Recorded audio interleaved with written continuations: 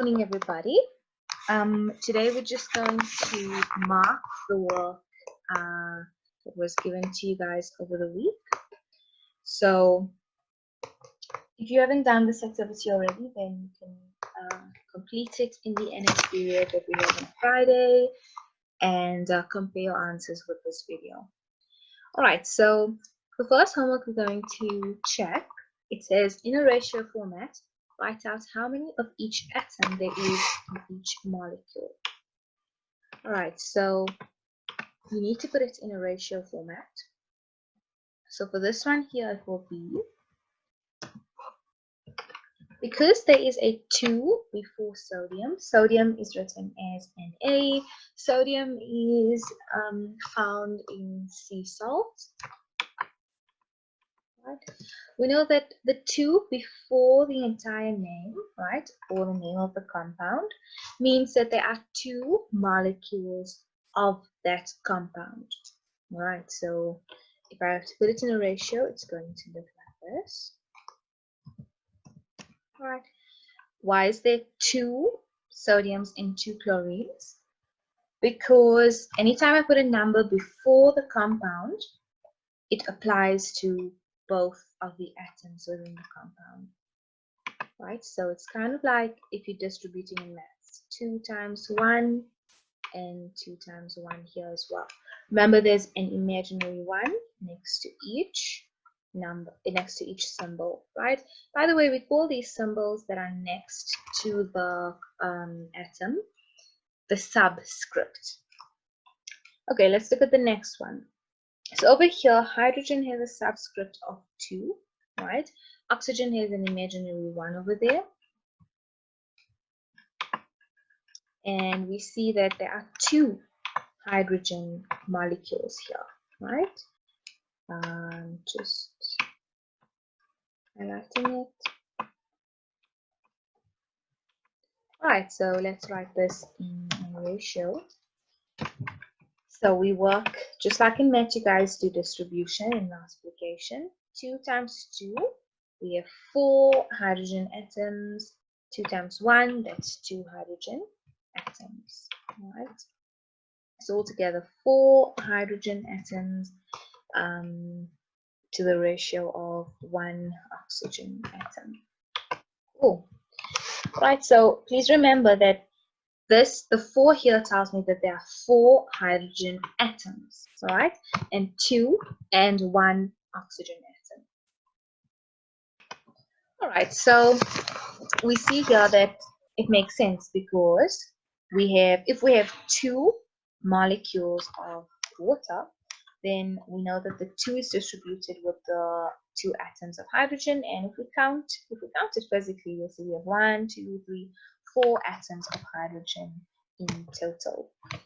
And it also makes sense with the oxygen because if we have a 2 before water, right, then the 2 is distributed to all the elements within. So the 2 is also distributed to the water here and distributed to the hydrogen.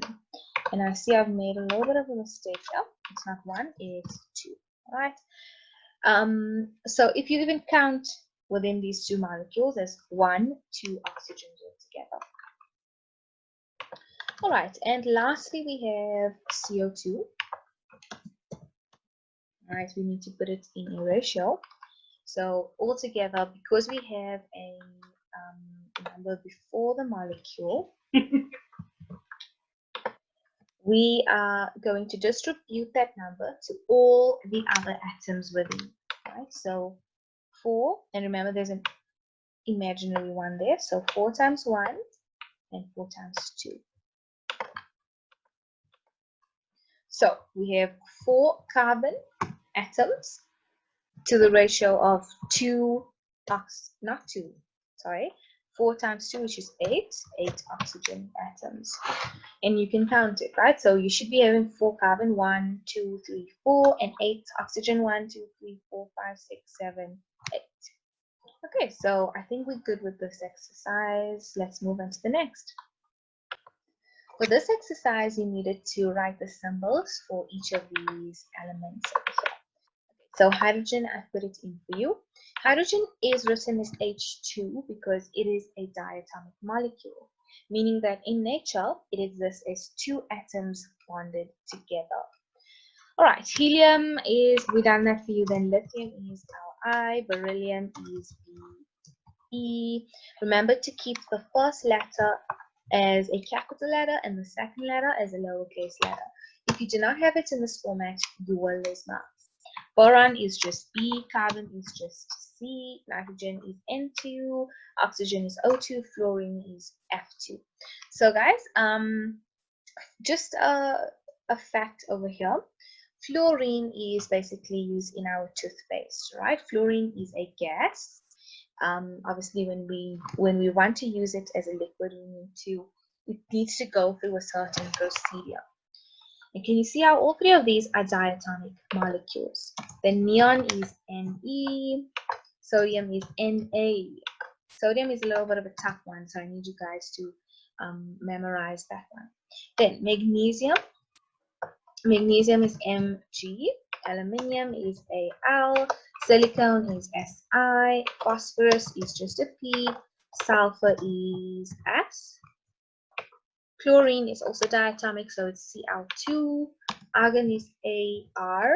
Potassium is a K. Potassium is what we have in our bananas. Calcium is Ca, and iron is Fe. Iron is also counterintuitive, so it's not something that, you can't just spell it out with its abbreviation. You need to learn it. Okay, that was the activity for that. Right, and lastly, I gave you guys this activity for lesson 2 of NS, elements, molecules, and compound. Number 1, why is an element regarded as a pure substance? First, and guys, it's for 2 marks, so you need to give me answers worth 2 marks, all right? So 2 solid points will do for this. A pure substance, it is made of only one kind of atom, right? It is made up of only one kind of atom. It's also a pure substance because it has chemical bonds that bound the atoms together. Right, so that means that it's going to be impossible to separate a compound with physical means such as sorting, filtering, boiling. Okay, why is a compound regarded as a pure substance? A compound is also regarded as a pure substance because it has chemical bonds that bound the atoms together. Right? Another reason for why a compound is a pure substance is that these chemical bonds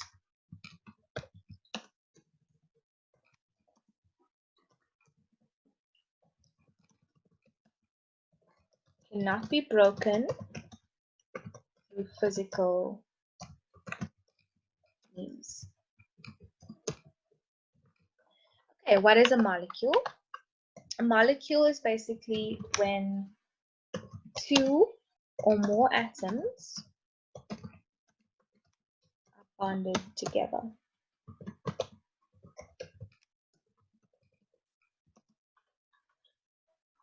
Okay.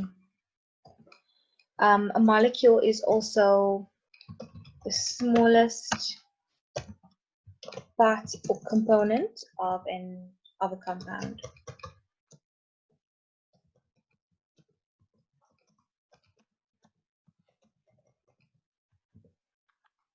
Right.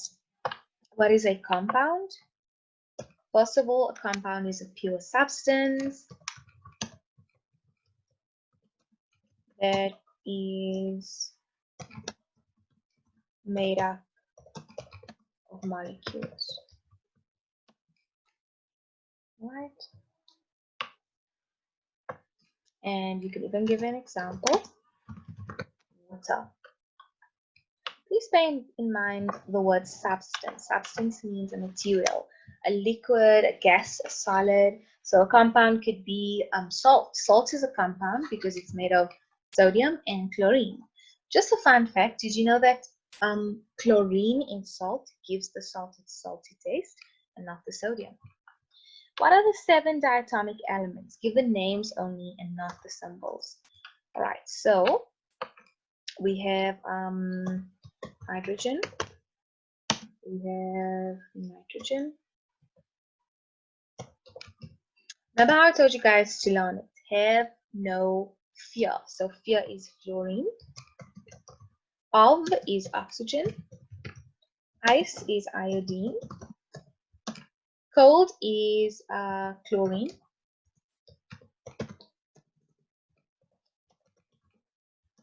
Beer is bromine. There we go. 1, 2, 3, 4, 5, 6, 7. Okay, I hope you guys enjoyed this lesson, and I'll see you after the public holiday.